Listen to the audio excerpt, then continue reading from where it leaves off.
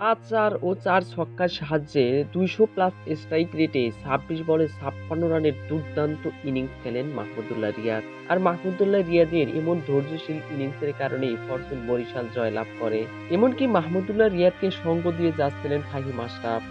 ফাহিম আশরাফও দুর্দান্তভাবে খেলতে থাকেন। কিন্তু ফাহিম আশরাফ ১ম দিকে একটু খারাপ খেললেও পরে তেলে বেগুনে জ্বলে ওঠেন ফাহিম আশরাফ।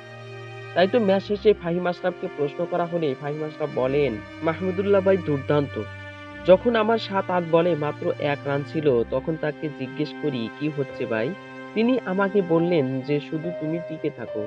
এরপর আমরা নিজেদের স্নায়ুচাপ কিছুটা সামলে নিয়েছি। তাতেই কাজটা সহজ হয়ে যায়। এমনকি আমরা সহজেই ম্যাচটা জিততে পারি।"